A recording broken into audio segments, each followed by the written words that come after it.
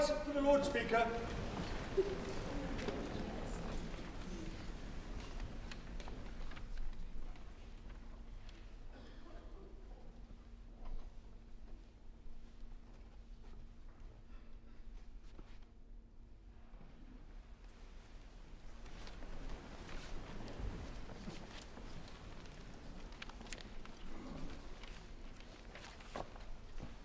Good afternoon, everyone, and a very warm welcome to all of you.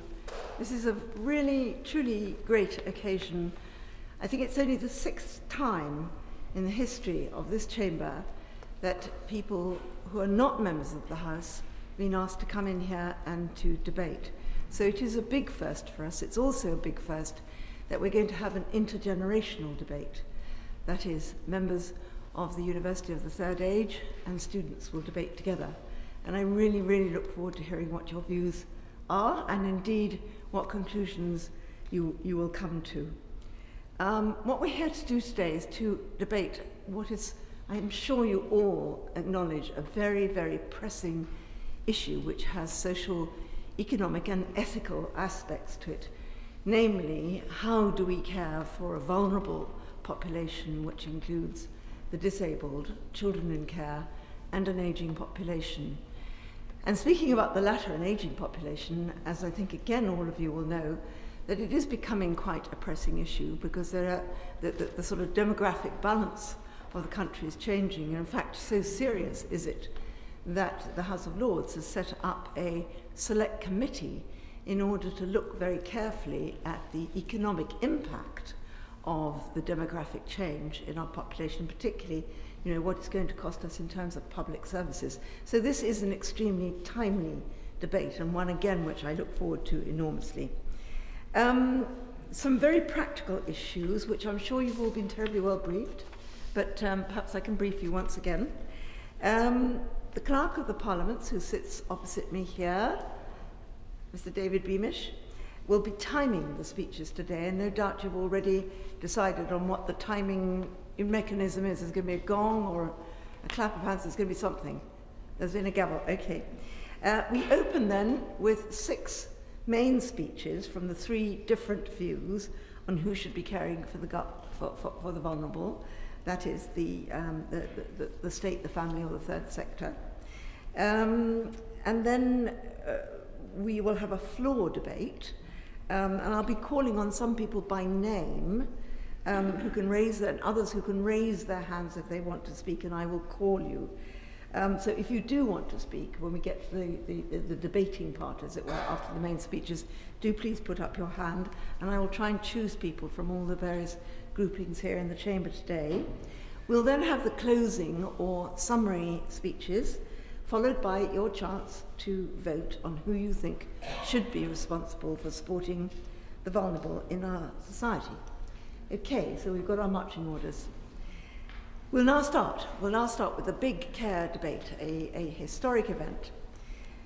Main speakers will each have 4 minutes, up to 4 minutes, to make the case for the state, the family and the third sector. And let me start off by calling on Ben Rabhog from Westminster City School for the state.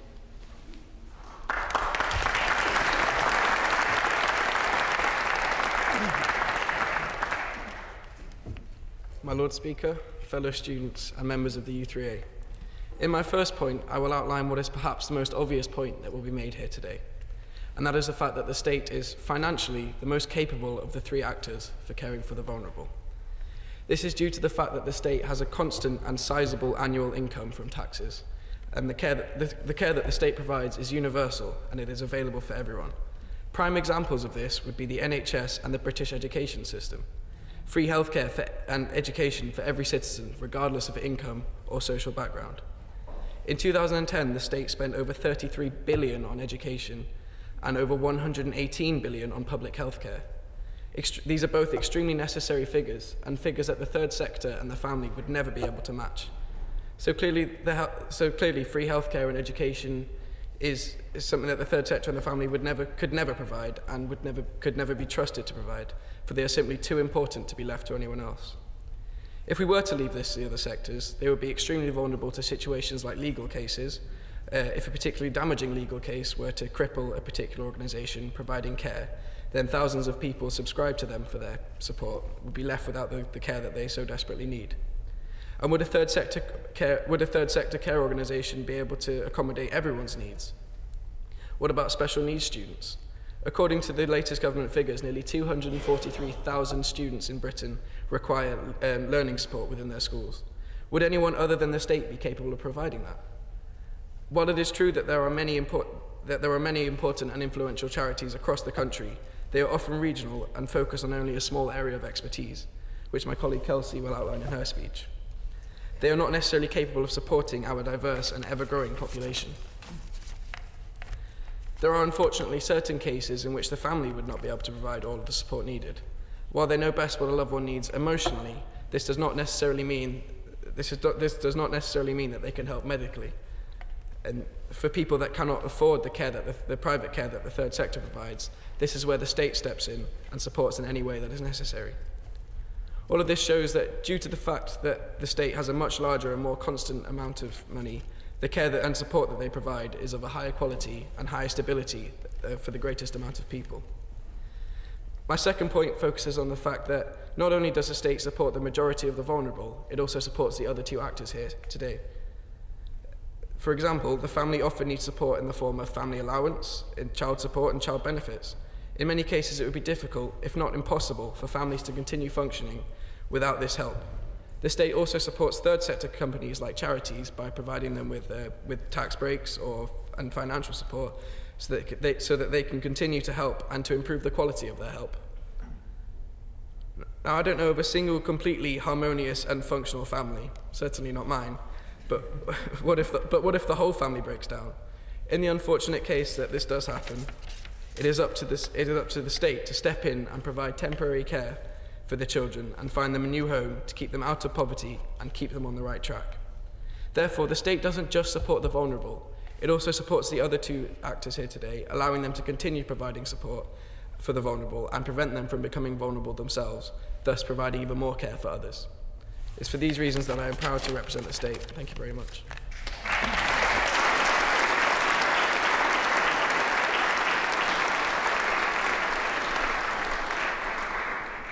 Jocelyn Canavet, please.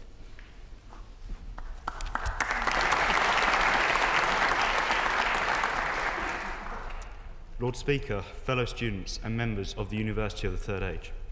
The history of care provision in the UK has been long, varied and complex, with the Ordinance of Labour's Act of 1349 often considered to be the first example of social care legislation. However, I'd like to propose that although the state has a legal responsibility to provide care for its citizens, this care can be seen as impersonal and inefficient. Real care for centuries has been delivered by a much more devoted sector of our society, the family. The family comes first. The family may no longer just be the traditional nuclear family, but is what people choose to make it to be. It is the quintessential unit of society. Indeed, to quote Margaret Thatcher, there is no such thing as society. There are individual men and women, and there are families. Lord Speaker, families provide a level of care which is loving, dedicated and sensitive. The care is flexible and works in many ways. Firstly, let us examine the role played by grandparents. Every year, thousands of grandparents step in to care for vulnerable children who can no longer live with their parents. These kinship carers give children a secure future and save the country billions of pounds by keeping them out of care. It would cost councils £40,000 every child if only 10% of these children were in foster care. But these carers face massive difficulties, including poverty, discrimination and isolation, especially if they're over 65. And yet, these kinship carers succeed in giving families a secure and loving upbringing. Families are at risk of being torn apart if these carers aren't given the support they need. Furthermore, there are massive inequalities here. The support group Grandparents Plus is calling for the introduction of paid leave for kinship carers, similar to maternity leave. They want the government to keep its promise to extend the right of flexible working hours. Lord Speaker, these are the forgotten families of family policy. Secondly, let us examine the role of personalised family care. I believe, Lord Speaker, that the family can offer a more friendly and secure, confident care programme, and crucially, it is delivered by devoted family members who really do care. There is a plethora of anecdotal evidence and factual research which shows that elderly people prefer to remain in their own homes where they can maintain a high level of independence. Sadly, there's an equal amount of evidence that suggests that proper care in large impersonal care homes often leaves a lot to be desired. 2 weeks ago, the BBC's reported appalling examples of healthcare, where patients were said to have been neglected, left in pain and without food and water. The Patients Association said this should act as a wake-up call. In one case, a dementia patient was admitted to hospital with meningitis. He was placed in a dementia-friendly ward, but managed to escape and was found drowned in a nearby stream. Lord Speaker, the family comes first. To conclude, Lord Speaker, I return to Miss Thatcher, who went to say, "And no government can do anything except through the people. It is our duty to look after ourselves and then also to look after our neighbours." Lord Speaker, the family comes first.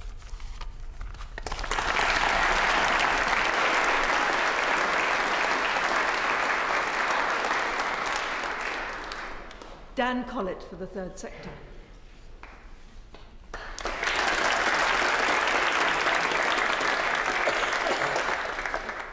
My Lord Speaker, fellow students and members of the U3A, Banbury Academy is today proposing the premise that the third sector should be the ones to provide the main support to the vulnerable in our society.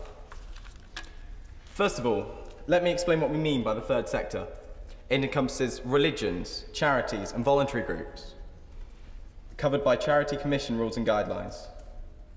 We also need to say who we consider as being vulnerable. We also need to consider who we mean as being vulnerable in our society. It is those who are in the dawn of life, so the children, those who are in the twilight of life, so the elderly, and those who are in the shadows of life, the disabled, the homeless, the infirm, and those who suffer from addiction. We firmly believe that their needs are best served by organisations which are free from political motivation and aren't as close as families who are maybe unduly influenced by emotional issues. The third sector can take a balanced view that encompasses both the state and the family concerns for dealing with the vulnerable to achieve the best results for those most vulnerable of our citizens. The third sector are not there to make a profit for their shareholders, although of course they do need to balance their books. They need to do this to remain effective organisations and to be able to work effectively within our communities. They are free to direct their spending to where it is needed most and where it will produce the best results for those most vulnerable. Charities are far more likely to know the problem at grassroots level and have people working for them who often have been through issues themselves that reflect those who they're helping. A charitable trust has been pioneering a scheme for several years where offenders who have been in prison for less than 12 months are met by a mentor to help them through that vulnerable time when they can easily reoffend. The Justice Secretary is now saying that he wants more to be met at the prison gates by a mentor. This trust aims to break the cycle of reoffending, of committing crimes and disadvantage, and create a much safer community for all of us. Another point I would like to raise, and was sort of raised by the family side, is the standard of care provided by the third sector and by state facilities. I saw on TV a while ago a documentary on the state care systems and was appalled at how shockingly low the standards were in these care homes for both people suffering physical and mental difficulties and the elderly. People were being abused and ignored when they needed help the most. The fact that they were vulnerable and unable to stand up for themselves make this all the more abhorrent and cruel. People were being pinned to the floor, physically and emotionally abused, and completely and utterly humiliated. Now just ask yourselves, would you be happy living or having a loved one live in conditions like this? Because I know I wouldn't.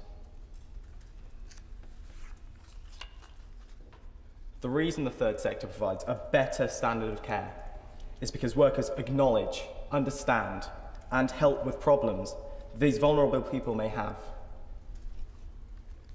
My fellow speakers will add arguments to convince you of the importance of the third sector in providing that much needed support to the vulnerable in our society. I therefore urge you to vote for the third sector. Thank you very much.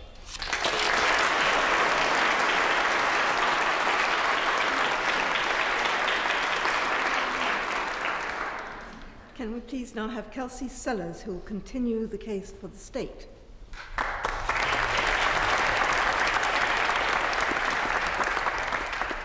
My Lord Speaker, fellow students and members of the U3A, the state is most responsible for the vulnerable in society because it holds accountability to the people.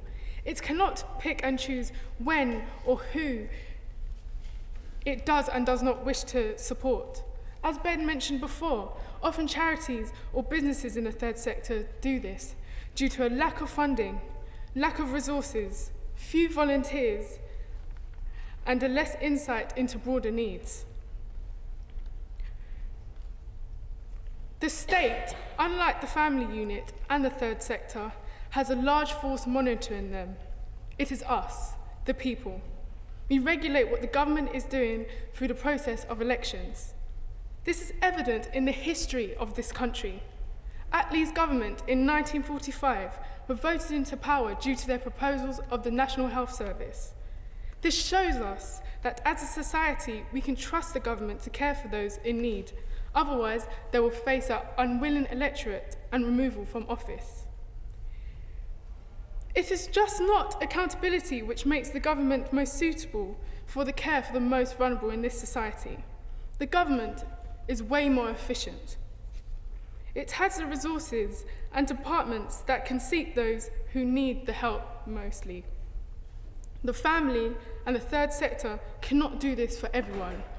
With over 89,000 looked after children and 12,000 rough sleepers in the UK, we can see that there are many which have not been supported by their families or helped by organisations in the third sector. It is unfair to place the burden on the families or charities or private businesses in the third sector when providing care for the most vulnerable should be the role of the government. This is why I propose that we put pressure on the government to look after its most vulnerable people. Although I am not completely ruling out the role of the third sector and the family, I am suggesting a collective attitude be adopted that the government should act as a foundation of the care for the most needy in this society. It should provide services and resources for the vulnerable so that there are no groups which are disenfranchised or suffering without a consistent arm of support for them. If we leave social care just to the family or the third sector, it can result in a crisis and possibly more vulnerable people falling through the net. People with long-term needs, such as the elderly, will be neglected. The support they need in their homes and from public institutions will not be reached because charities and the third sector couldn't cope with such a large scale.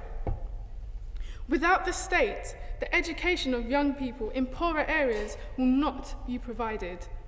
Without the state, the health needs of poorer people will be unnoticed. And without the state, social care will revert back to a time in the 30s when many people were stricken with poverty. People were avoiding medical attention because of its costs. The only institution which can effectively provide care for the vulnerable is the state.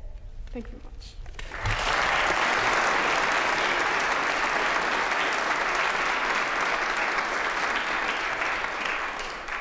Sammy Board to continue the case for the family.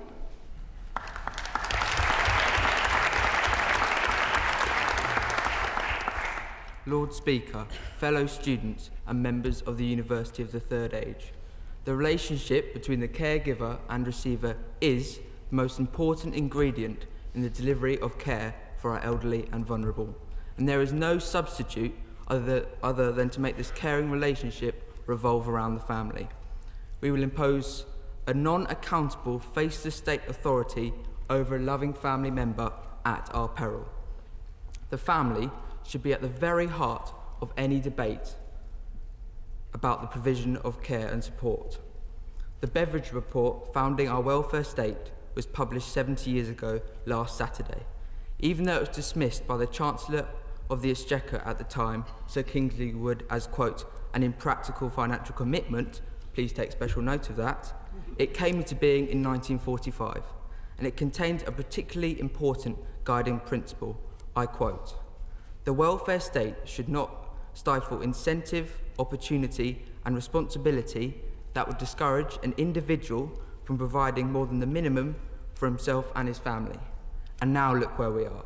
We find ourselves in a culture where the default position is to look to the state for everything, and the position of the family is threatened again. We shouldn't be able to just go online and order up a personalised state-funded care package. This is not www.thegovernmentwillbailyouout.com. Absolutely not. As the gap between the cradle and the grave expands ever more, did you know that 1 in 4 babies born this week will statistically live till they are 100? We cannot escape the fact that social care costs are going to rise meteorically. Despite our protestations, we will all get not just old, but much older. And why should we look to the state to be financially liable and to come around twice a day and spoon feed us? Why is there this total disconnect we have between the expectations of our social services and what we ourselves are willing to pay for them? This has got to be bridged. We must revise our expectations and take greater financial and personal care for our own families. The state may provide services for collecting my rubbish, paving my roads, stocking my libraries and building my schools. But if the Barnett graph of doom is to be believed, exponentially exploding social care costs will prohibit local authorities' expenditure on one of these basic services as soon as 2030. I don't want the rubbish collecting state enterprise to be responsible for what happens in my family. My parents did not abandon me when I needed them, and I will not abandon them in their hour of need. I want to be the person responsible for caring for my parents. I want to be that person because any fulfilled and thriving society has family at its very heart. Of course, I'm going to need help. Establish resource centres, daycare assistance, and provide some deal-not-inspired tiered funding. Yes, please. Encourage the development of care homes that can be made corporately accountable. And train care workers to be proud, absolutely, but channel this through the family. Don't accelerate the meltdown of an already damaged nuclear unit by imposing a tsunami of further state interference, taking away another responsibility and another part of the glue that holds our families together. Lord Speaker, please don't take me or my family out of this equation. Thank you, Lord Speaker.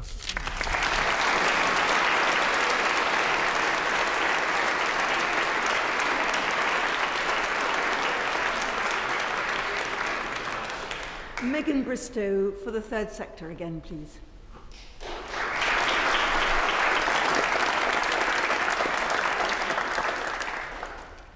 Lord Speaker, fellow students and members of the U3A, my colleague has addressed the political and financial aspects that make the third sector a favoured option to provide the care that a vulnerable person needs. But I will be addressing the social aspects of the value of the third sector in providing care for the vulnerable in our society. First, the third sector is very largely made up of individuals and groups who have first-hand experience of vulnerability. Charities are often created by family members of those who are currently suffering or who have suffered with or from a disease or a disability. There are also both long-established and new not-for-profit organisations that have seen problems in the community and have responded by action. Some of our oldest charities came into being before any government even realised these vulnerable people existed. Abused children or older people without shelter did not always have families to provide care for them, and those with families were still not provided with the care they needed. Often working in specific areas, such organisations are able to offer emotional support and an understanding of issues that come from experience. Moreover, their years of practical experience mean that they have expertise that is difficult for a governmental body to acquire. Secondly, in these days when vulnerable groups are often subject to prejudice, the third sector, with its direct and often personal experience, is in a powerful position to inform the public and to interpret the realities of the vulnerable people they represent. This is valuable in helping to break down many widely accepted stereotypes, particularly those involving the disabled, the unemployed, the homeless, substance abusers, the elderly, and ex-offenders, all of whom are vulnerable in some way or other. Such stereotypes fuel prejudice and reduce society's readiness to help. The support and empathy that the third sector expresses demonstrates that its representatives are both knowledgeable and approachable.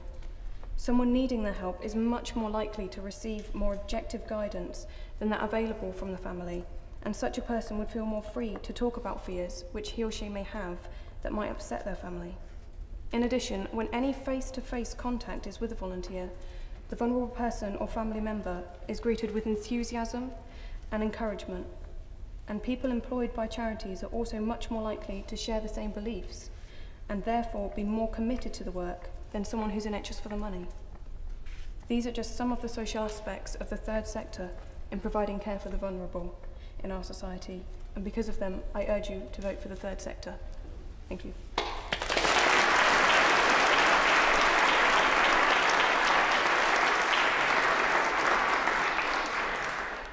Thank you very much indeed for really excellent speeches. We'll go straight into the floor debate now, and remember that you all have 90 seconds to speak. It's actually quite a long time. I'd now like to call upon Ian Fennell from the Fetcham U3A. Madam Speaker and fellow attendees at the CARE debate, I would like to stress the importance of the state providing appropriate information to enable individuals to make rational decisions about their health and psychological well-being in later life. Current lifestyles and the environment affect our future. In the UK, the Office for National Statistics data shows that for men aged 60, the expectation of life has increased by 4.5 years over the past 20 years. We should be enjoying the many opportunities offered by increased longevity. I welcome these marvellous improvements, not least because they apply to a group of which I am a member. There are important implications for funding retirement through pensions and state benefits, and for social and medical support for the vulnerable. The health of the older population affects the point at which independent living changes to dependency and vulnerability.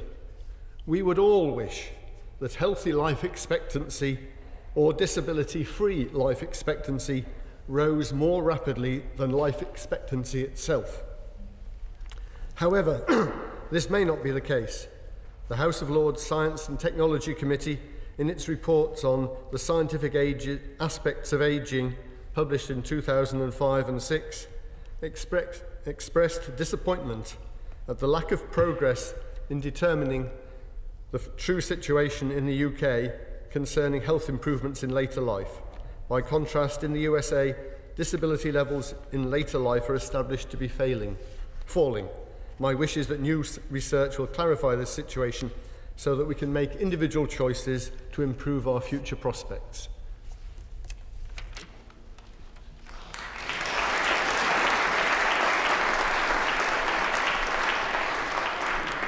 Now, a student from the Maherafelt High School. Where else do you... Yes.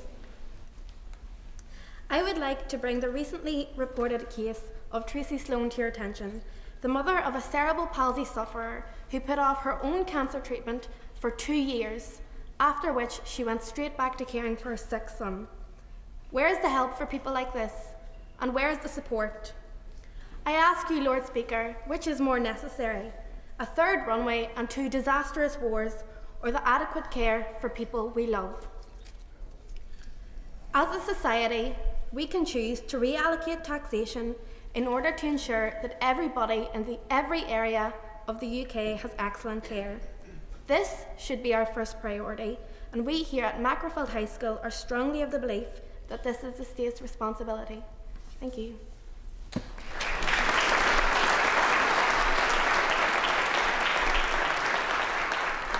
Patsy Thornton from the Wokingham U3A. My Lord Speaker, fellow students, There can be only one valid answer to this question, as has already been argued with great eloquence from the young men from Canterbury. The family is the keystone of our society. The strong family is the foundation of a strong nation. Let us consider for a moment the most vulnerable sector of our society, that is babies and young children. They have no voice. They are completely dependent on care. Last year in the UK, there were 13.3 million dependent children being looked after by their families. Only 89,000 in local authority care. This is less than 1% of the whole. More than 99% of those children were looked after by their families. We've seen already in this debate that no one of the three sectors can stand alone. They all have to work together. The state provides the finance.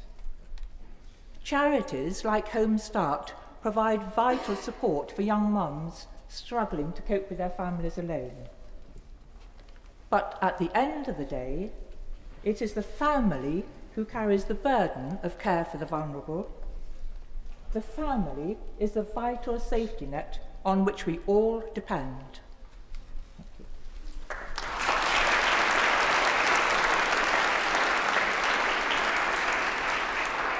And a student from the Churchill Community College. Matthew Sample, Churchill Community College. Lord Speaker, fellow students and members of the U3A, caring for the vulnerable in our society has been a cornerstone of the morals of British society for centuries.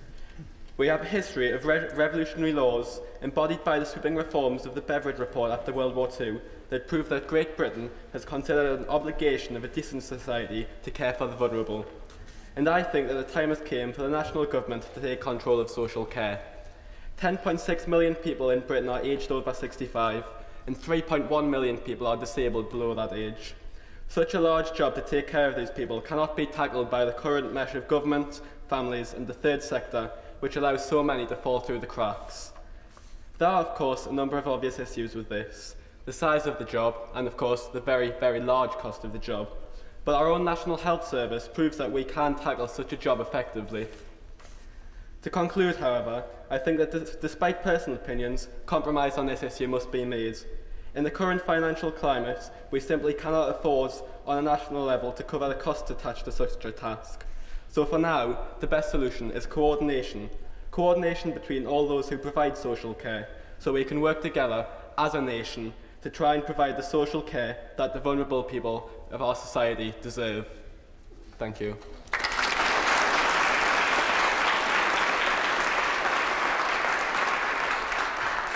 Krishna Dutta from the North London U3A. Lord Speaker and fellow attendees, I want to take you to another important care concern, which does not necessarily deal with our physical need and our emotional need. It cares for our intellectual needs. I'm of course talking about the University of the Third Age. We all know that as human beings, we need good health as well as supportive family system wherever possible. However, given the improved lifespan and diminishing family size in our time, more of us are feeling suddenly lacking in mental stimulation in the company of others, because we as family is small, they have flown the nest. We are social beings, and the deprivation of opportunities for conversation with others is a lack. And this can bring on psychosocial isolation and eventually to the onset of dementia. A very grim prospect indeed after a long life.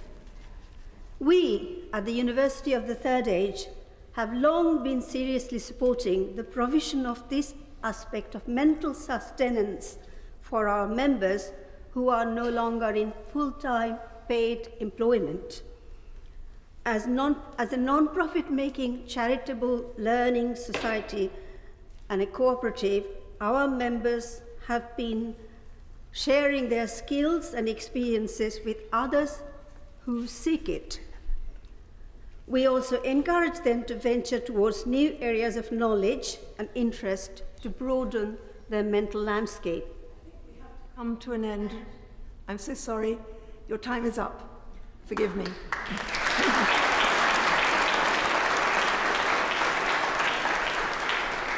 A student from Cockermouth School, please. Longrig, Cockermouth School, Cumbria. At this moment in time, I'd like to propose the opinion of that of what is a collective society. I am, of course, along with quite a few others in this room, of the opinion that no one can stand alone. We must stand together. However, we live in a democratic country, and we have voted for the people who we wish to run our country. And therefore, I personally believe that as a collective nation, we should rely on our government to control, to manage, and to lead our families and our third sector groups in order to provide the best social care for society. As it has probably been easily highlighted, each group has one or many more positive aspects that they can bring to the care of the social society. However, as many of you have probably been thinking along the way, there are a lot of contradictions. And so perhaps the best way to delete, so to speak, the contradictions within the arguments is simply to bring together the best of all three of the worlds. We will never have a clearly flawless system. However, with teamwork and a true humanitarian society, we can certainly create the most optimistic.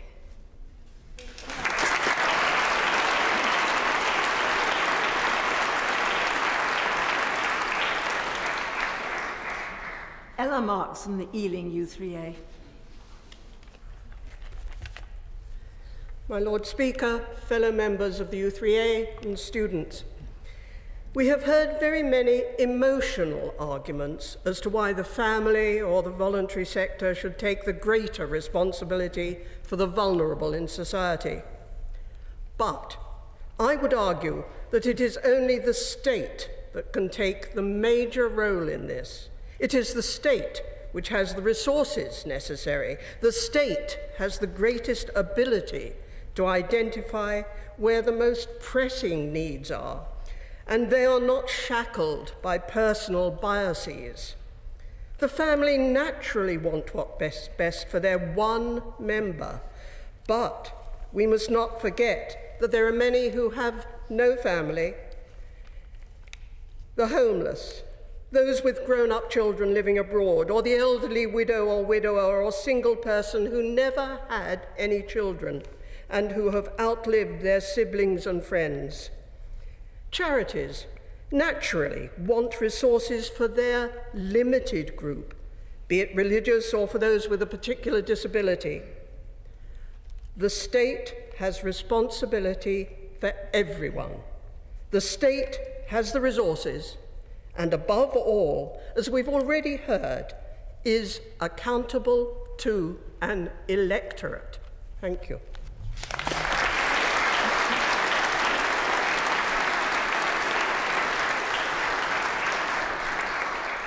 Student from Fakenham High School and College. Hello, my name is Michael Berry and I'm representing Fakenham College and Sixth Form. It is our unanimous verdict that the state is the clear primary source of what should be the source for health and social care. It provides and can provide the most comprehensive safety net for everyone who needs care. I believe that we do have a right to expect care from the state. From 16 up to the age of 65 and beyond, we pay taxes, we vote, and we show our support for the state. It's only fair that they can help support us in our times of need. The state can also help maintain and regulate standards, whether that be a private care home or a state-funded hospital. It can maintain the professionalism and ensure that a private institution can care for those who require it and is not driven by profit.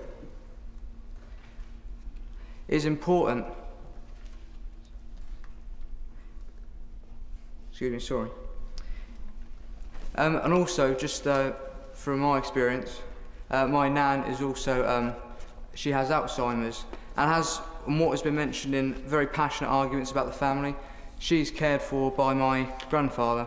And my grandfather, a caring, patient man, looks after her very well. But of course, he wouldn't be able to do that alone. He's obviously elderly. He might require care in the future.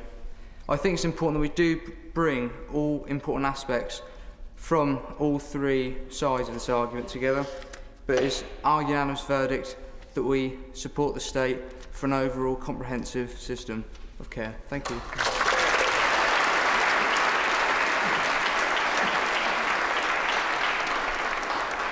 Maggie Whitbread, Thurrock Q3A. Maggie Whitbread, yes. Don't start it here.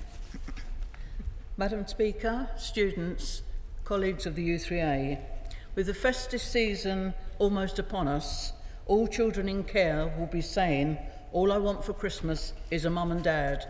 Where are they? Due to the state at the bottom of a very slippery mountain of red tape, as my family experienced 38 years ago, for every step we took forward, we took two back. Culture, religion, colour, too institutionalised, etc. Children in care are hungry for encouragement, stability, happiness and the security of being part of a loving family. There are over 85,000 people willing to give these children the love and involvement of family life they so crave.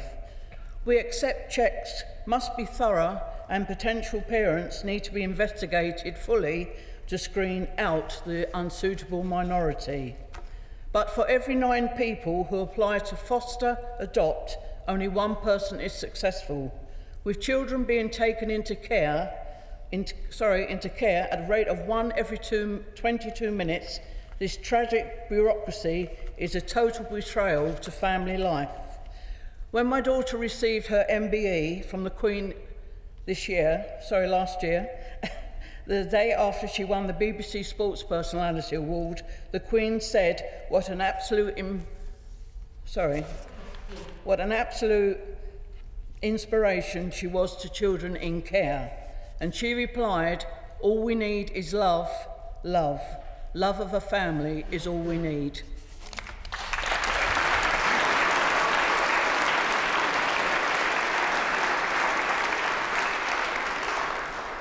A student from Pennycook High School. Rose Andrew, Pennycook High School. Lord Speaker, in the United Kingdom today, around half of people aged over 75 live on their own. Although many people are still entirely capable at this age, some will require a degree of help with household chores such as cooking, cleaning and washing. These people are not incapable of being independent. They do not need to be moved into an expensive nursing home. They just need a visit from a carer as little as a few times a week. In Scotland, if you're deemed to be in need of this care, it is provided free of charge.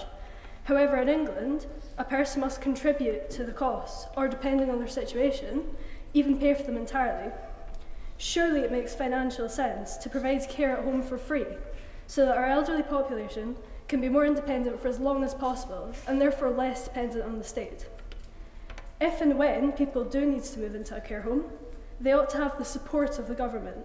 It is outrageous that in England today, it is not unusual for the elderly to be forced to sell off their homes and assets simply to afford a basic standard of care that they require. The care homes which are not provided by the state are not always reliable. In September 2011, an independent care company, which cared for 10% of the elderly in Britain, announced their closure. All of these people had to be rehomed. Many private companies are purely interested in profit and not the security of the elderly. By putting the care of the elderly into the hands of the private sector, we risk profit becoming more important than the individuals involved.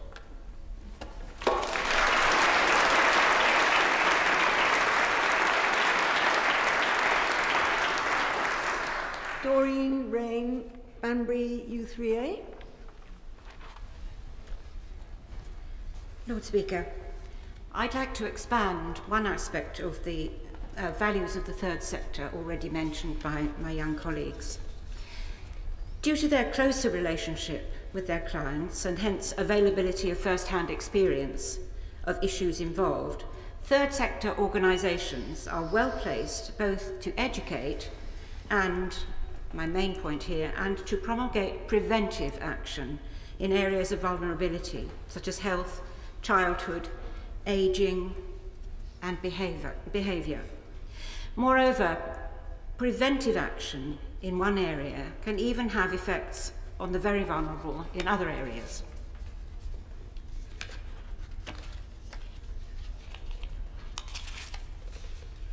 To give just one example, I have heard that one ex-offender has formed a charity focusing on changing gang behaviour and attitudes, working closely with convicted gang members and existing and potential gang members. This has the potential to prevent further gang involvement and to benefit gang members themselves. However, I would suggest that such work might also help to protect their potential victims, in particular the frail elderly and other vulnerable groups. Third sector organisations have long been involved in preventive work with vulnerable children, with health issues and with ageing.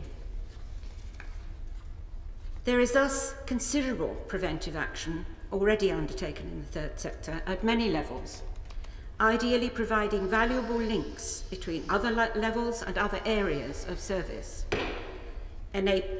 Sorry, I only had half a sentence left.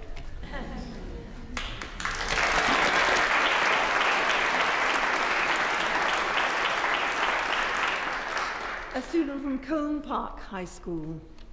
My name is Kate Whittaker and I'm from Colne Park High School in Lancashire. Lord Speaker, I ask not what we can do to ensure care for the vulnerable, but what the state can do. We pay our taxes for the things that matter. Elderly people have been paying into the taxes all their working lives. And research predicts that by 2025, the annual cost of care will be £33,000 per person. How we look after the elderly shows what kind of society we are.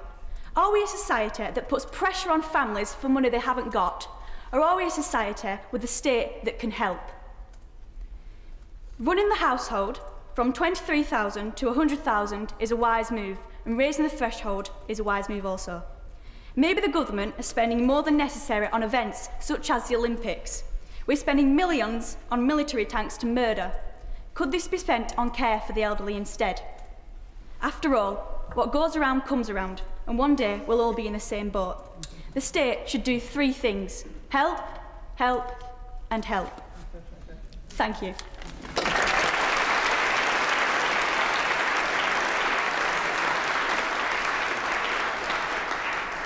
Margaret Wainwright from St Albans U3A. Lord Speaker, fellow students, I wish to argue that the state is responsible for the vulnerable in our society, whether young or old. The state has a responsibility for all its students, for all its citizens, and that responsibility should be fair. Not one rule for the rich and one for the poor or vulnerable. The gap between the rich and the poor must be reduced, as the unfairness of it is loaded against our most vulnerable fellow citizens. We need to change our mindset urgently from an acquisitive society to a more responsible one at all levels, personal as well as corporate. And I'm speaking here about taxation. I was encouraged last night to hear on the news that Starbucks management have actually agreed to pay tax that they legally could avoid. They are to be commended. And I hope Google and Amazon will follow suit. These legal tax avoidance measures must be stopped and the tax system made much more fair to reduce the inequalities in our society, ensure that both vulnerable and non-vulnerable in our society are supported. Thank you.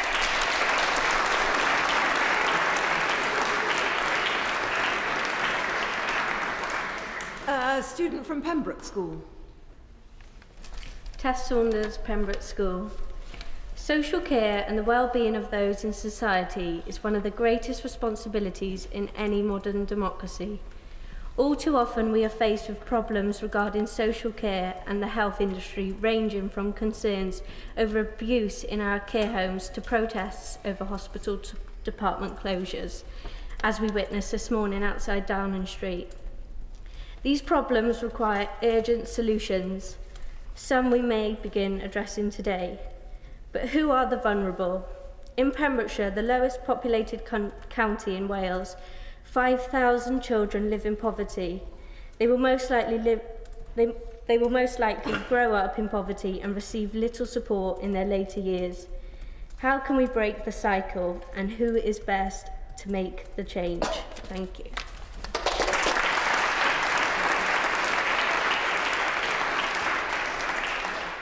Robina Hutton from Tweedale U3A.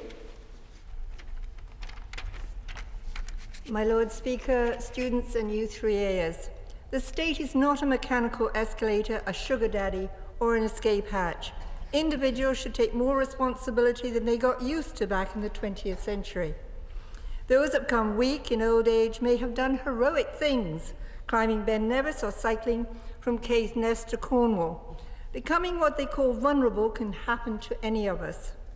Families have the appropriate knowledge to support that person, who is as able as anybody else to say what his needs are and not just to be done to by officials. They have worried at the disintegration of the family for a century, but reintegration in new forms has been happening.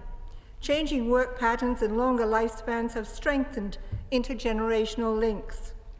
We see all around us mobs of grandparents pushing buggies, taking the grandchildren on trips and indoors reading them stories, teaching skills, styles, manners.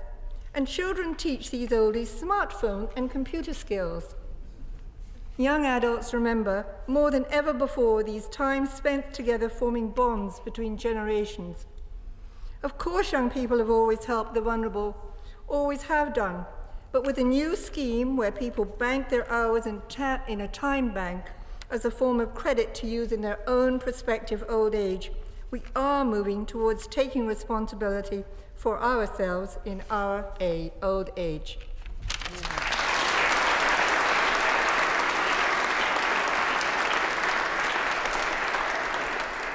Well, now this is the point when we get really free. So I'm going to ask anyone, a student or someone who hasn't yet spoken, a student or a member from the U3A who would like to make a statement for 90 seconds. Who? Yes, gentleman there. Peter Cox, North London, U3A. My Lord Speaker, I want to assert a fundamental... Sorry, you are actually going to speak a bit later, are you not? Your name is down. Could I ask someone who hasn't spoken? Yes, lady here. Thank you. Madam Speaker, students and fellow colleagues, U3A. My name's Jean Stogden, Barnet, U3A.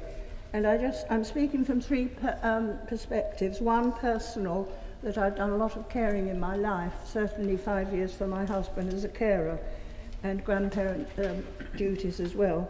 Third sector, I founded Grandparents Plus, which I'm thrilled that a young person actually mentioned. I founded it with Lord Young, Michael Young, who founded U3A. And thirdly, because I'm a professional social worker, still working myself, we'll all be vulnerable at some time in our lives, and I'm vulnerable now. And I just wanted to say who I really want to care for me and provide support are my own family, because they love me. That's the first thing. Secondly, third sector, because of all the things colleagues here have said. And thirdly, of course, it must be backed up by the state, particularly, of course, our wonderful NHS service.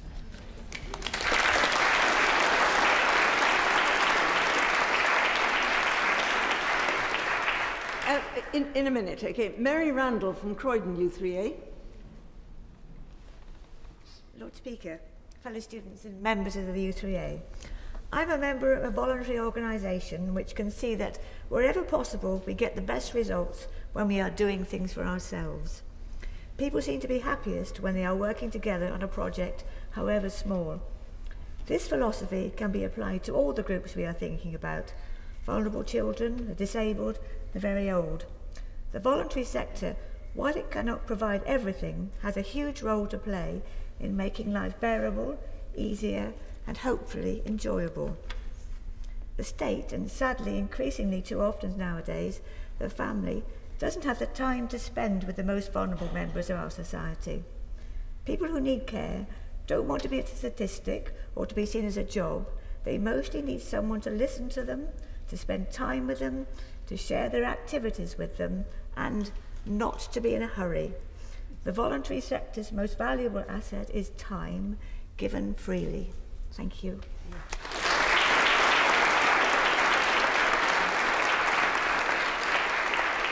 There was a student here who had his hand up. Was it you? Yes. Oliver Lamarchon, Pennycook High School. In our society today, Lord Speaker, there are various pressing and complex issues which only the state is equipped to deal with. May I draw attention to the issue of the elderly during the winter months. In particular, as one ages, the winter becomes darker, more threatening and colder.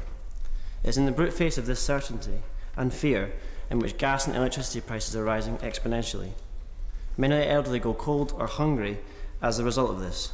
Indeed, 14% of Britain's elderly population, i.e. 1.5 million elderly people, resorted to living in just one room of their house in order to contain heat.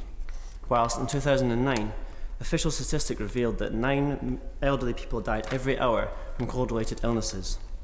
These facts merit an interviewee of a news organisation branding it like living in the old ages, the dark ages, sorry. Only the state is equipped to deal with such issues.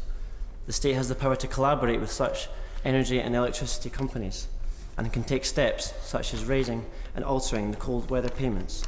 To turn our back on these responsibilities and to leave it to families and to the charities is to turn our back on a moral obligation to which we have bound ourselves as a proud nation of social healthcare. Thank you.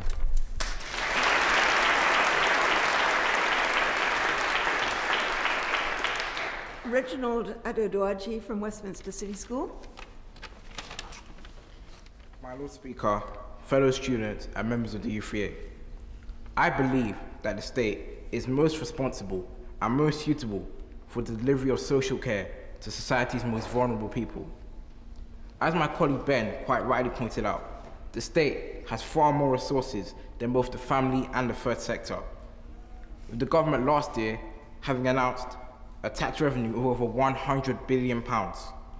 Now, while the state's funds have been compromised by the economic recession we are currently in the midst of, this also affects the family and the third sector.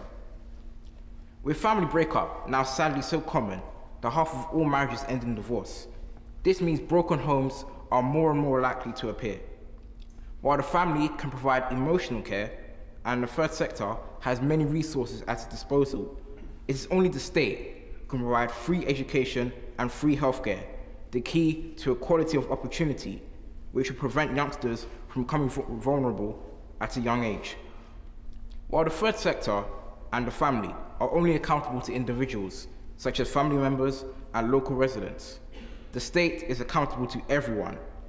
Everyone can be looked after by the state. It is in these respects that I believe the state is head and shoulders above the family and the third sector, and why I believe they are the best actor in ensuring social care for society's vulnerable. Thank you.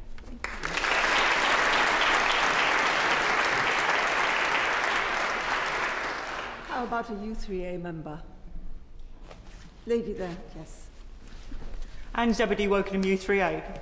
Madam Chairman, fellow students. Yes, the state is the person that has to organise it. They have the ability to raise the taxes and to spend the taxes fairly, but we have to keep our eye on what happens. We just can't obligate our responsibility just because we've given them money and just because we have put them into power. We have to be careful who we put into power, and once having put them, we keep our eye on them on what they're doing. Volunteers have a good responsibility within this structure to keep an eye on it and go and see people in homes and in their own home, visit and coordinate things. The private sector, the third sector, also has an important role in this. They can provide day centres and other activities, like the U3A can provide activities. But overall, we all have a responsibility and we all have to keep our eye on the ball.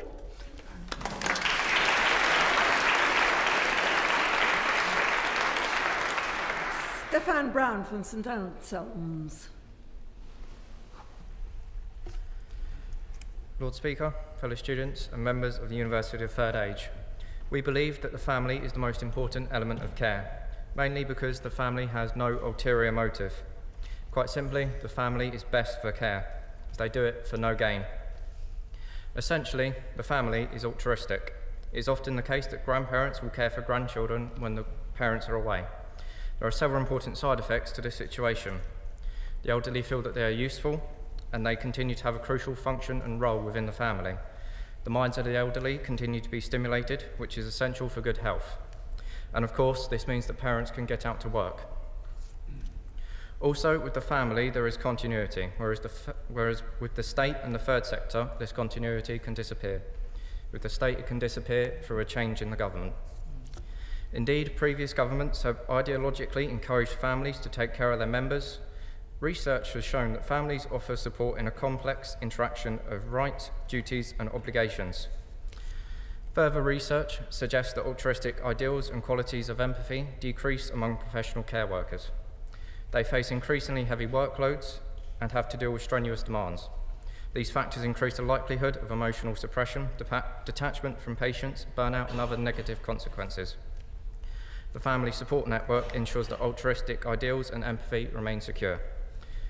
The home is where the heart is. Lord Speaker, I tell you this, there really is no place like home.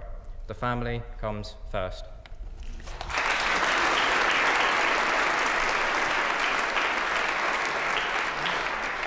There was a U3A member here who wanted to speak. Yes? How about a gentleman there? Yeah. Standing in the queue with U3A. Lord Speaker, to misquote the Bard, some have greatness, but some have vulnerability thrust upon them. Some are born vulnerable, some achieve vulnerability. What I'm really trying to say is that we are all vulnerable at different times and in different ways. And so I think we ought to resist the temptation for calling other people vulnerable, because we are all in the same boat. The loss of a family member, a serious illness, redundancy, financial difficulty, all of these place us in a situation where we look to support from our families, from charitable organisations within our communities, and indeed from the state. Without all these practical assistance, we are in considerable trouble. But we mustn't confuse provision with responsibility. The matter for our debate is who is responsible for the care of the vulnerable in our society, and that responsibility must surely lie with the state, who provide the framework, the moral, the legal, the ethical framework in our communities.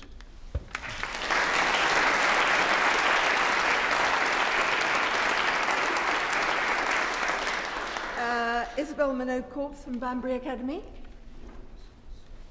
Ladies and gentlemen, today I want to talk to you about a charity that is very close with our school, Banbury Academy. The charity is called BIP, which stands for Banbury's Homeless Young People, who obviously provide care for the homeless who are young. However, they also support the older generations who also have no home. The main purpose is to provide food, drinks, and a safe place to enjoy their lives even in the darkest of times. The homeless can be provided with a warm room with television, computers, art resources and musical instruments, so their lives can immediately become more productive. But these people have been rejected from their families and loved ones, and the state fails to provide appropriately to their needs. The state may provide the basic needs, but do not help the homeless youth when it comes to rehabilitation. The state help the symptoms, but do not provide a cure. Thank you.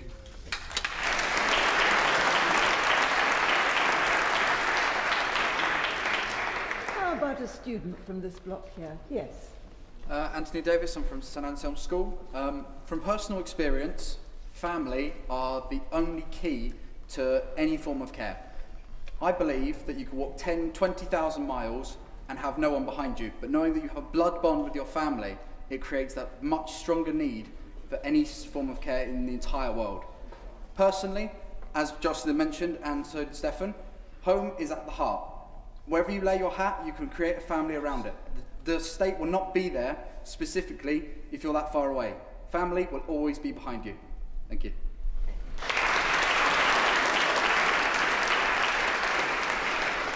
Anne Hayes, Belfast, U3A. My Lord Speaker and fellow attendees, since the implementation of the welfare state in 1945, the state has had wide experience in administering, organising and providing care in its hospitals, homes, residential units and in the community for people of all ages. It must continue to have prime responsibility for care and should issue frameworks indicating these responsibilities, as has just happened in Northern Ireland with its framework for older people now out for consultation. However, due to medical advances and improved healthcare, those with disabilities are living longer and older people are surviving to a greater age, all of which places a heavier burden on the state. But the state could work in conjunction with families and religious and voluntary organisations, and we have already heard presentations on the roles and the value of all of these. Because in the past, these agencies have provided and could continue to provide care and protection for the vulnerable, including children in care, as well as disabled people.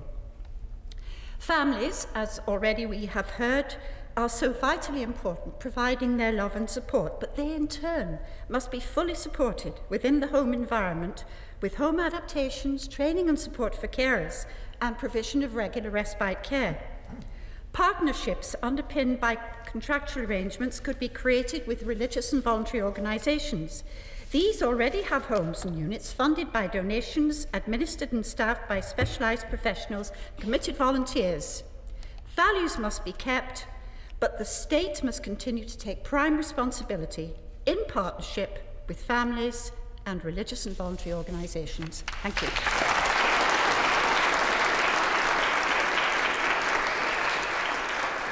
How about a student from the far block over there? Yes. I'm Ali Ismail, representing the state Westminster City School. I'm going to explain to you why the state is the only suitable one to take charge of social care for the masses. First of all, family works as independent groups, where the majority will not be able to provide social care for themselves. It is biased to the masses. There was on the 31st of August 2012, there was a third sector company, I think it was a charitable company, that attempted to help people within Leicester. These were homeless people that had many issues, from alcoholism to drug addiction. And essentially the problem was that they didn't have the resources. They didn't have enough people working for them either. It took them 2 years to get it running, and many times the project was nearly closed down. Now, when I found out that our school would be representing the state, I thought it was rather ironic, as our motto for our school for many years has been Unitate Fortier. This is Latin, meaning there is strength in unity. And I believe that the state represents that firmly. The state takes into account the third sector, which supports them with the revenues, and the family who vote for the MPs and the prime ministers who uphold their values, and they put pressure on these people to ensure that the social care that they require is met.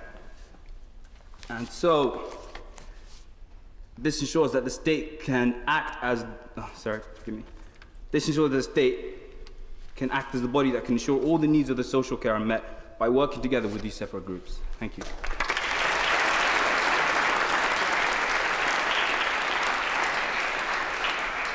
Peter Cox, U3A North London. Thank you, my Lord Speaker. You've all been wondering what fundamental I was about to assert. Well, it is this. We are Homo sapiens sapiens, the wise human. We are in this chamber anyway. Now, research shows that the optimum size of any group of humans is about 150, several extended families in a small tribe, from hunter-gatherer times down to the present day. Everybody helped each other. But now, in our gigantic societies, we were no longer homo, we are homunculus, tiny cogs in the massive state wheel. We exist in monolithic states of many million, a totally unnatural construct. We have become reliant on the state, we have lost ourselves. Everything has become someone else's problem. We need to rediscover that natural group size and feeling and become Homo sapiens again, supporting each other. Too much support from the state or an outside agency, and we lose our innate humanity. So the role of the state and other agencies should be to equip the family to take on its natural, humane role. So be wise humans, ladies and gentlemen, and vote for the family as the fundamental core provider.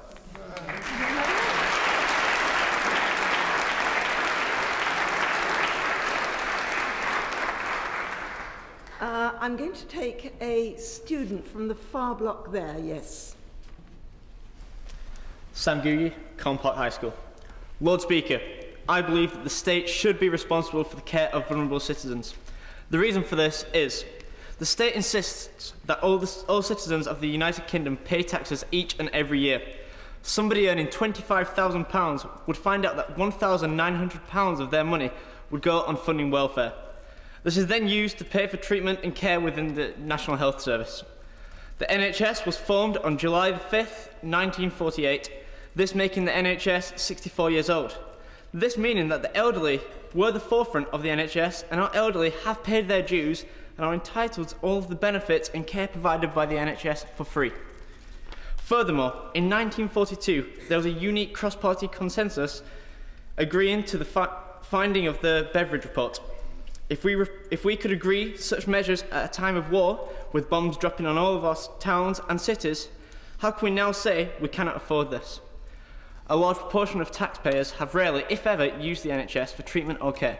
Therefore, it seems unfair to suddenly abandon them just because now there may not be enough tax to pay for their care. In last year's comprehensive spending review, the government transferred an extra £2 billion into the social care for 2015. £1 billion of this coming from the NHS. Now, this has been called a stick and plaster solution. Even if it was to be allocated on a permanent basis, £2 billion is not nearly adequate to meet the needs of the social care system.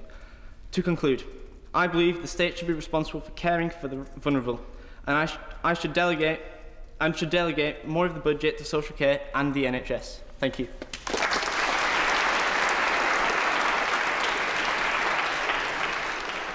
John Lloyd, Wearside U3A. Lord Speaker, in my third age, I have seen the growth in the third sector that is unbelievable. Can you think of a society without childline? 30 years ago, would anyone have considered that a television programme called Children in Need could raise so much money? I think the problem that this House has is that expectations and economics do not go together. I think all this audience has been privileged by you, my Lord, to give us the opportunity to have an intergenerational debate. And if the debate ends when we walk from this chamber, I think your efforts will be a failure.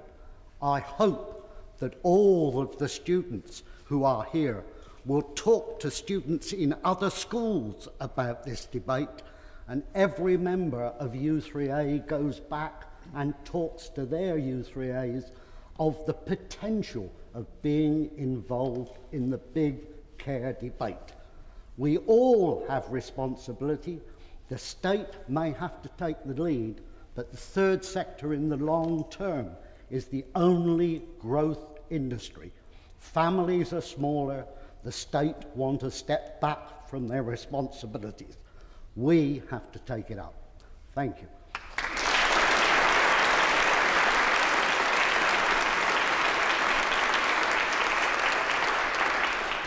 Thank you, John. We're running a bit short on time, so what I'm going to do is to take the last three named student speakers on the left. So let's go on the list. Let's go with Mustafa Al-Sadi from Westminster City School, please. Mustafa Sadi? Not here? Is it you? Can you have them first? You. Lord Speaker, as mentioned earlier by my colleagues, the state has sufficient resources to aid the vulnerable. It is also held responsible for caring for the vulnerable, hence the sense should drive the state to increase the reliability of their services. The state is not an impersonal tax-gathering machine. The state, unlike the family, is able to cultivate love into a tangible reality with professional skills.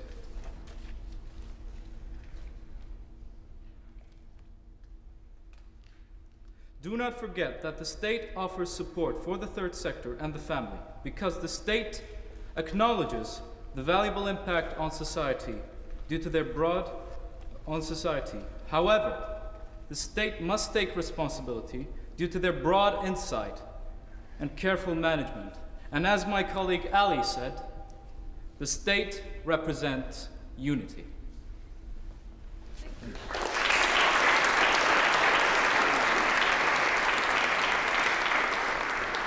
Abisola Owale Aletu from St Anselm's. Lord Speaker, fellow students and members of the University of the Third Age, we believe that the family is the most important element of care because in the present economic climate of savage cuts being made to all budgets, long-term funding will soon prove inadequate.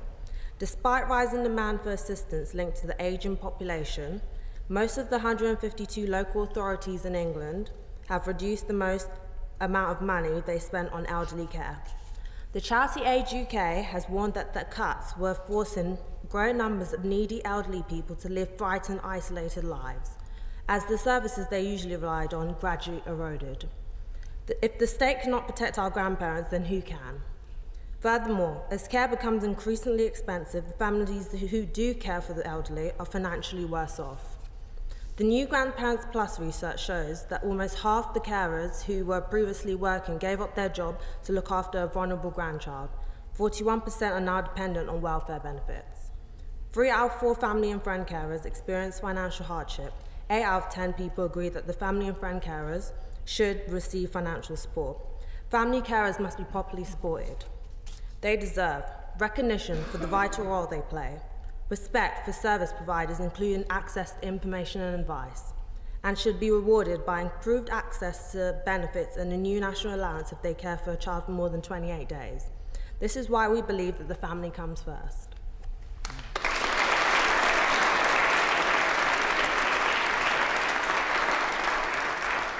Akib Mahmood from Banbury Academy. Lord Speaker, fellow students, members of the Q3A, the point that I would like to raise is how religious groups work alongside the third sector to help provide care for the vulnerable in our society. To start with, I would like to mention some quotes from the Bible, which says, "Whoever closes his ear to the cry of the poor will himself call out and not be answered." From the Torah, which says, "Happy is he who performs a good deed, as he may tip the scales for himself and the rest of the world." From the glorious Quran, which says, "Show kindness to the parents, and to the kindred, and to the orphans, and to the needy, and to the neighbour who is a kin, and to the neighbour who is a stranger, and the wayfarer, and those who your right hand possesses." These selected few quotes, even though don't mention anything about the vulnerable, they imply that it is a duty for all religious groups to look after and care for them. Therefore, because it is inscribed in such compelling books, it means religious groups are volunteering in religious organisations voluntarily. And as you already know, everyone in the third sector wants to be there. And that's why we believe the care will be of a better quality.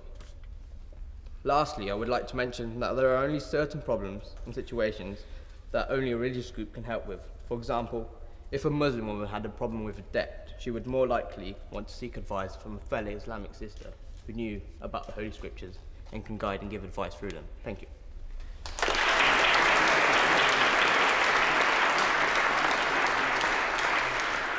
So thank you all very much, and apologies to those who didn't manage to get in. As always, time is short.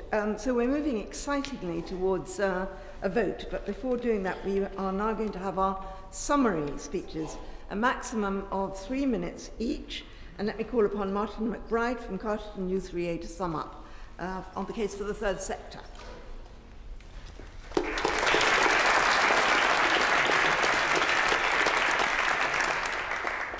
My Lord Speaker, fellow students and members of the U3A, the students of Westminster and Canterbury have made some persuasive arguments to support their relative cases.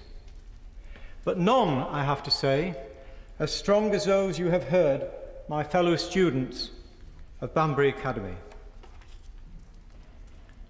Let us take a moment to listen for the cries for help from the most vulnerable in our society. No, we cannot hear them from here. The state is too remote to respond. And many of the most vulnerable do not have a family, or their families have abandoned them. However, as we have heard from my colleagues today, the third sector, the charities and the religious organisations, are close enough to hear and respond to those cries for help. And they do it not just because it is a job, but because, like ourselves, we feel passionately in what we are doing, and they know they can make a difference to where it counts. My Lord Speaker, we need to treat the vulnerable people in our society, those in the dawn of life, those in the shadows, and those in the twilight, with dignity and respect. This need was strongly identified in the recent Care Quality Commission's report for the state of healthcare and adult social care in England 2011-2012. The speakers for the state have made strong evidence about the finances. And yes, the state is responsible for finances. This debate is about who's responsible, not just the finances. In fact, the speaker mentioned about the fuel allowance. Perhaps the Lords should denote part of their fuel allowance to keep the House of Lords warm in the winter. The family have argued that they should be the main one. But in our present society, there are so many broken families, so many families that are scattered around. It is difficult to say that the family should always be responsible. In conclusion, I would ask my ageing, note ageing, not aged, colleagues in U3A, who would they rather care for them in the twilight? An efficient but uncaring organisation who leaves a glass of water outside the reach, or the third sector of passionate and caring individuals. Please cast your vote for the third sector. You know it is the right thing to do.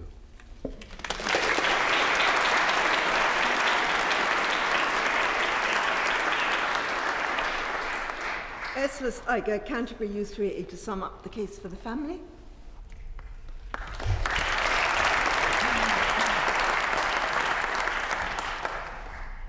My Lord Speaker, students and fellow members of the U3A, you have heard the convincing opening statements on behalf of the family.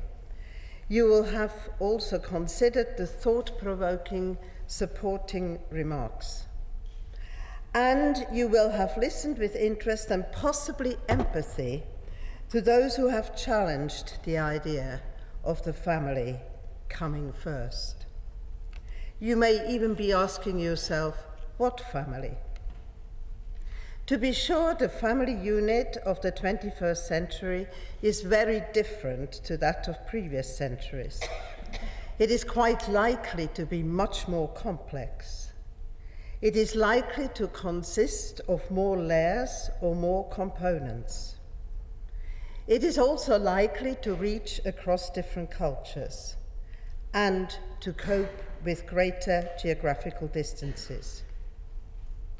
But those problems can be a family's very strengths. Young people today have a much greater understanding of the many cultural differences in our world. We also hear a great deal about problems within families or problem families. We hear much less about families who function well and who support each other and other members within the community. Of course, we would not dream of suggesting that families, any families, could step confidently into a caring role tomorrow. They need to have preparation. There needs to be some planning. In many European countries, and certainly in my own native country of Switzerland, accommodation is planned for older members of family at the very onset.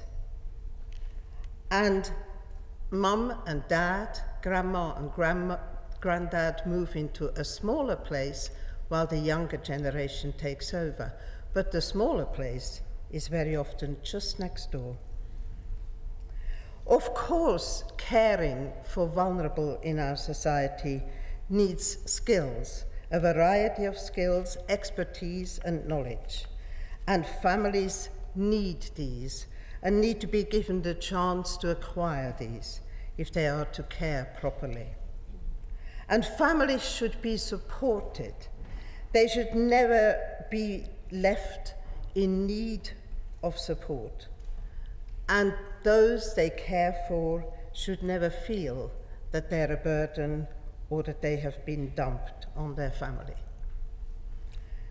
We are quite clear that there are no instant cost-neutral solutions for the care of the vulnerable in our society, nor is there a one-size-fits-all option. But with the family at its core, we feel that surely it can be equipped and adequately maintained to look after their vulnerable members.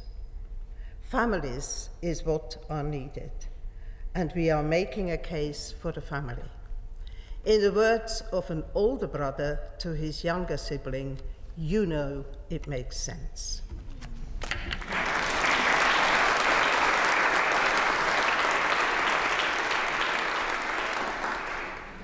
Glenys Cheersley from Harrow U3A to sum up for the state.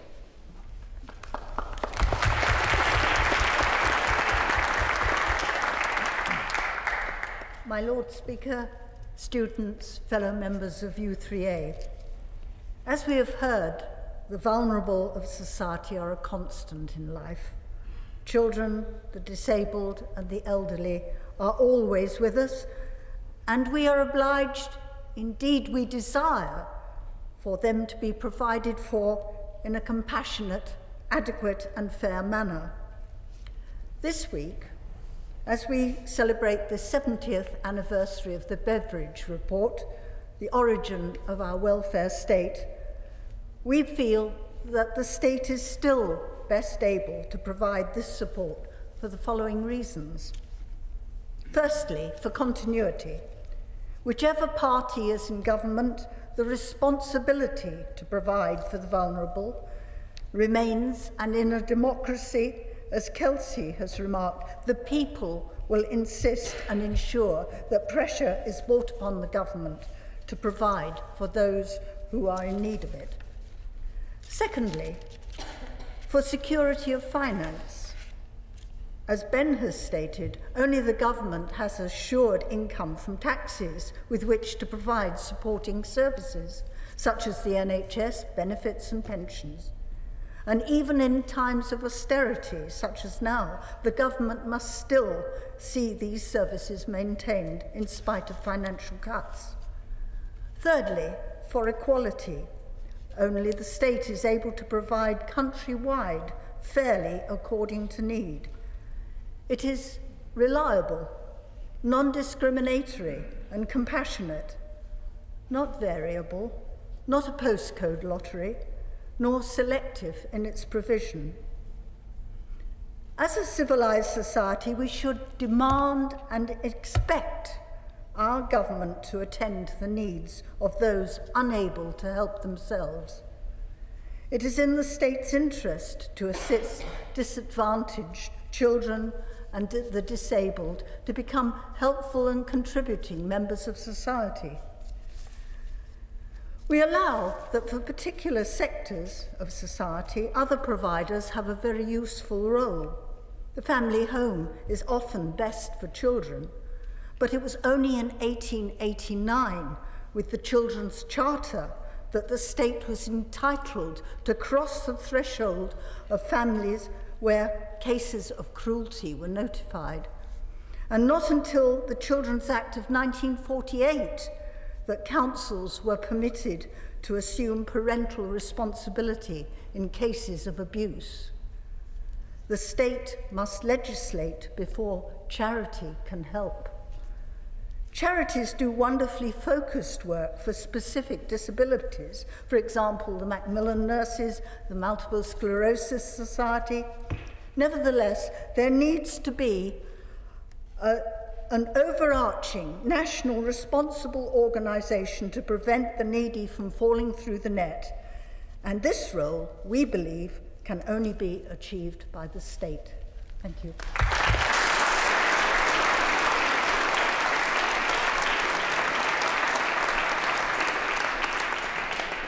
This has been really an extremely good debate, and I thank you all.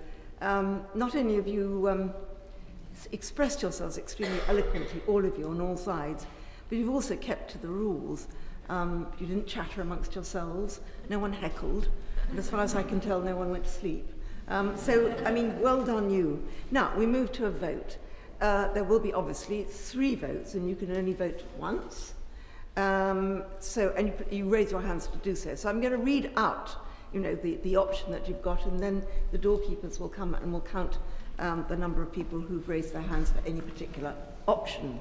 So option number 1, the state should primarily be responsible for providing support to the vulnerable in our society. Hands up. Right. Okay.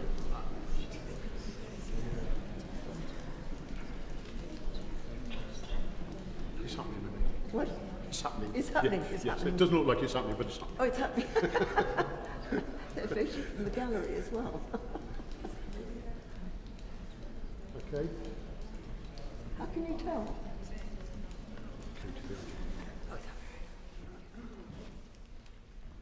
Okay, thank you very much, ladies and gentlemen. All right, remember you can only vote once.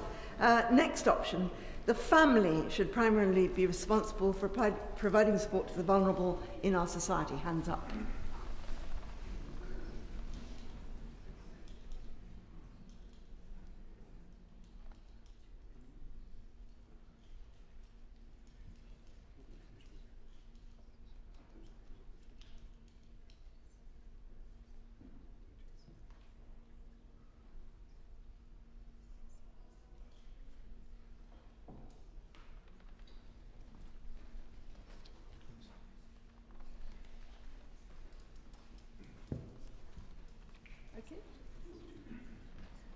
Yes, thank you.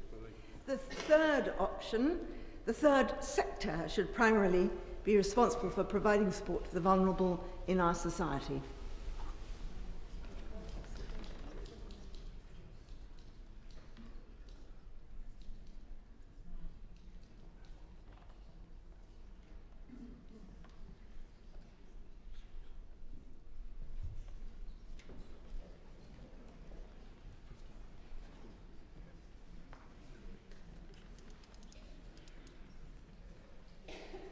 I think you can kind of guess the results. Never mind, we will still... The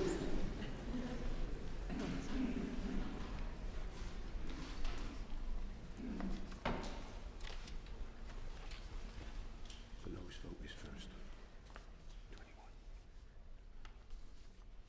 21. So I'm going to use the words that I normally use when there is a division or a vote in the House of Lords when it's filled with members.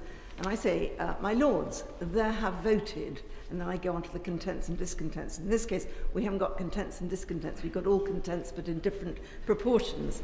So the third vote, which was for the third sector, had 21 votes. The second vote, which was for the family taking primary responsibility, had 41 votes. And the first vote, which was the state should take primary responsibility, is 138 votes. So, my lords,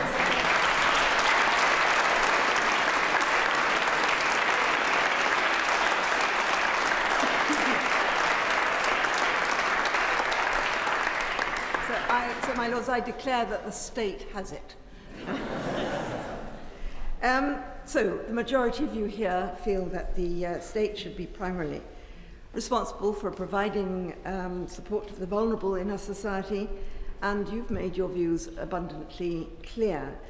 You all did a very wonderful job. I think it is fair to say and right to say that there were several of you during the course of the debate who made the very valid point that it is, of course, all three.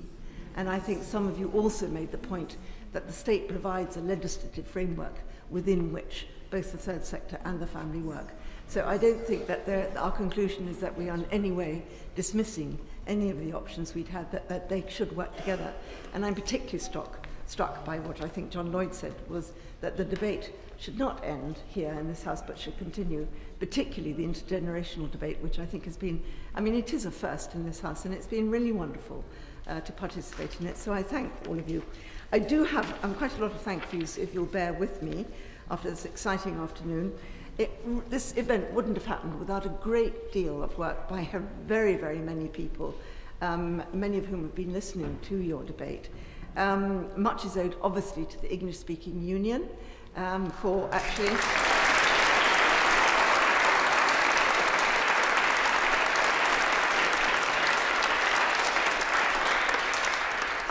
And the core team of mentors who worked with the students and with you, University of Third Age members, and devised the debate model. We have also to warmly thank the head of our own outreach department within the House of Lords, Sinead Whiteley, who's here in the box behind us.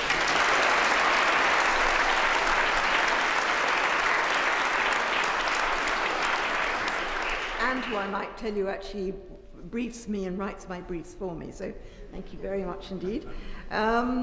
We also would like to thank Yeoman Usher Ted Lloyd-Dukes, who was here a minute ago but is no longer here. However, he supervised all the security for this event and made sure that you got here. The principal doorkeeper, Mr. Phipps, who is here, and Ted Lloyd-Dukes is here, and his team who came in. This is a non-sitting day, which is why you're all here.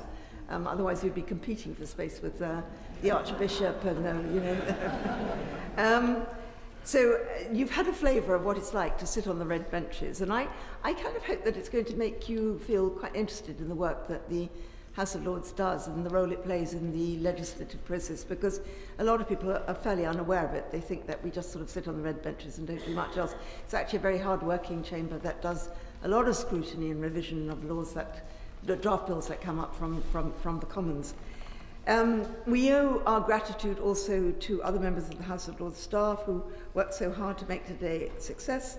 But above all, the success is you. I mean, because, you know, you learnt your lines, you went in for your mentoring, you came here, you got here, you stayed awake, you expressed yourselves extremely eloquently, and I really do thank all of you very, very much indeed, and hope that we can have another event like this in the not too distant future. So my thanks. I'm going to go now. I will leave by the door that I normally leave, and you will also then go out, I think, that way, maybe this way, they'll tell you, to collect your coats. I hope you have a good and safe journey home, and that you all have a really, really good holiday season. Thank you so much.